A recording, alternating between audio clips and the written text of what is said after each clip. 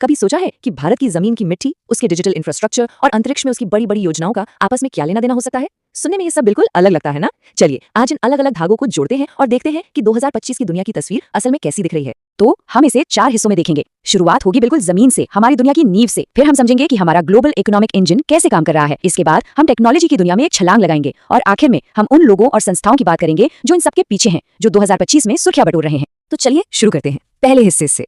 देखिए, किसी भी देश की कहानी, उसकी ताकत, उसकी पहचान, सब कुछ उसकी जमीन से ही तो शुरू होती है और यही वो नींव है जो हमारी ग्लोबल स्टैंडिंग को तय करती है।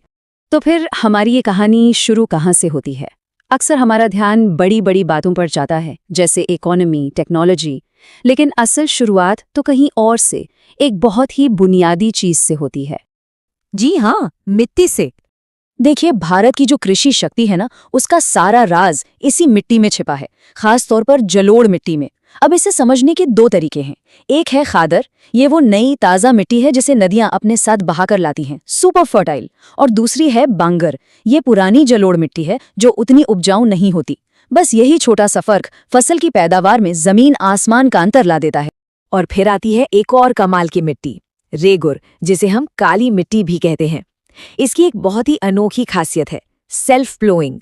मतलब ये अपनी जुताई खुद कर लेती है। जब ये गीली होती है तो फूल जाती है और जैसे ही सूखती है इसमें गहरी दरारें पड़ जाती हैं। ये दरारें एक तरह से जमीन के लिए वेंटिलेशन का काम करती हैं, हवा को जड़ों तक पहुंचाती हैं।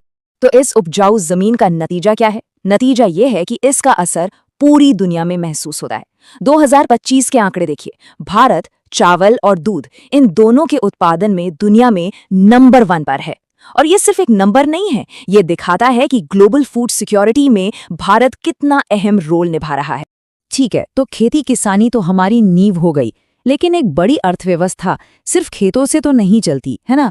तो अब देखते हैं कि वो कौन सी नीतियां हैं, कौन सी साझेदारियां हैं जो भारत को एक ग्लोबल इकोनॉमिक इंजन बना रही हैं। 2025 की इकोनॉमी में एक बहुत बड़ा आइडिया है, ब्लू इकोनॉमी। ये सुनने में थोड़ा भारी शब्द लगता है, पर इसका मतलब बहुत सीधा है। मतलब ये कि हम अपने समुद्री संसाधनों का इस्तेमाल इस तरह से करें कि हमारी इकोनॉमी भी बढ़े, लोगों को नौकरियां भी मिले और साथ ही साथ हमारे समंदर भी हेल्दी रहें। एक बैलेंस बनाना। और ये जो सस्टेनेबल ग्रोथ का आइडिया है ना, ये सिर्फ समंदर तक ही सीमित नहीं है, ये हर तरफ दिख रहा है। चाहे वो नेशनल ग्रीन हाइड्रोजन मिशन हो, जिसका लक्ष्य ट्रांसपोर्ट को क्लीन बनाना है, या फिर केरला का अपना ग्रीन बजट हो जो क्लाइमेट पर फोकस करता है। यहाँ तक कि वर्ल्ड इंटेलेक्चुअल प्रॉपर्टी डे की थीम भी ग्रीन टेक्नोलॉजी इनोवेशन थी। तो साफ है, ये अब एक नेशनल प्रायोरिटी बन चुका है। अच्छा, तो ये इकोनॉमिक इंजन चल कैसे रहा है? फ्यूल कहाँ से आ रहा है? इसका जवाब है ट्रेड। 2025 में भारत के सबसे बड़े ट्रेडिंग पार्टनर्स हैं यूरोपियन यूनियन, आसियान देश और अमेरिका। और ये रिश्ते सिर्फ सामान खरीदने बेचने तक सीमित नहीं है, ये ग्लोबल ग्रोथ के सेंटर पॉइंट हैं। तो इन सारी आर्थिक और ग्रीन कोशिशों का असर कहाँ दिखता है? वो दिखता है वर्ल्ड कॉम्पिटिटिवनेस इंडेक्स 2025 में, और यहाँ भारत की रैंक है 39। ये नंबर दिखाता है कि दुनिया की नज़र में भारत बिजनेस और इन्वेस्टमेंट के लिए कितना अट्रैक्टिव बन गया है। तो सवाल ये है कि इस शानदार रैंकिंग के पीछे की असली वजह क्या है? वो कौन सी एक चीज़ है जिसने सबसे बड़ा रोल प्ले किया? जवाब है डिजिटल इंफ्रास्ट्रक्चर। इसका जो तेजी से विकास हुआ है, वही वो नींव है जिस पर आज की इकोनॉमी खड़ी है। और यहीं से हम अपने अगले टॉपिक पर आते हैं, टेक्नोलॉजी। तो चलिए अब बात करते हैं अगली बड़ी टेक्नोलॉजिकल लीप की। एक ऐसी दुनिया जो छोटी से छोटी सिलिकॉन चिप से लेकर सितारों तक फैली हुई है। 2025 में मैन्युफैक्चरिंग का भविष्य कैसा है? इसके लिए एक शब्द है, होलोनिक मैन्युफैक्चरिंग। अब ये क्या चीज़ है? जरा सोचिए एक ऐसी फैक्ट्री के बारे में जहां हर मशीन, हर रोबोट, जिसे होलोन कहते हैं, वो खुद सोच सकता है और टीम बनाकर काम कर सकता है। ये इंडस्ट्री 4.0 का असली चेहरा है, जहां एआई और ऑटोमेशन मिलकर प्रोडक्शन का तरीका ही बदल रही हैं। लेकिन ये सारी हाईटेक दुनिया, ये चलती किस पर है? चलिए एक चिप के अंदर झांक कर देखते हैं। सब कुछ शुरू होता है सेमीकंडक्टर्स से। ये बेस मटेरियल है। फिर एक बहुत ही कमाल की प्रोसेस होती है जिसे फोटोलिथोग्राफी कहते हैं। इससे चिप पर बहुत ही कॉम्प्लेक्स पैटर्न प्रिंट किए जाते हैं। आज हमारे हाथ में जो भी इलेक्ट्रॉनिक गैजेट है, उसका दिल यही है। और भारत की ये जो टेक एम्बिशन है वो सिर्फ जमीन तक ही सीमित नहीं है। 2025 में हमारा स्पेस सेक्टर एक नई उड़ान भर रहा है। नई स्पेस पॉलिसी आ गई है जो प्राइवेट कंपनियों को भी स्पेस सर्विसेज में आने का मौका दे रही है।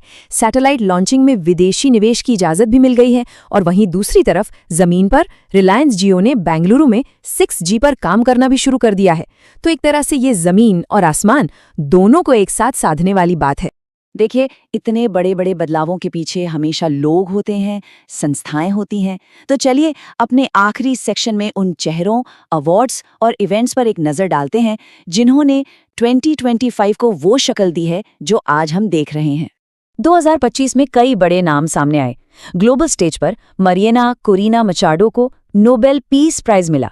भारत में जस्टिस सूर्यकांत ने 53वें चीफ जस्टिस ऑफ इंडिया का पद संभाला। बिजनेस और आर्ट्स में योगदान के लिए कुमार मंगलम बिरला को लता दीनानाथ मंगेशकर अवार्ड से सम्मानित किया गया। और स्पोर्ट्स की दुनिया की बात करें तो क्रिकेट में कैमरून ग्रीन और ट्रेविस हेड ने खूब सुर्खियां बटोरी। ये साल ग्लोबल कोऑपरेशन का भी साल रहा। साउथ अफ्रीका में G20 समिट हुई, क्लाइमेट चेंज पर COP30 हुआ, दुनिया के लीडर्स एक साथ आए। भारत और UAE के बीच डेजर्ट साइक्लोन नाम की जॉइंट मिलिट्री एक्सरसाइज हुई। और शायद सबसे अहम बात, AI, जो भविष्य की सबसे बड़ी टेक्नोलॉजी और चुनौती है, उस पर पहली ग्लोबल समिट नई दिल्ली में हुई।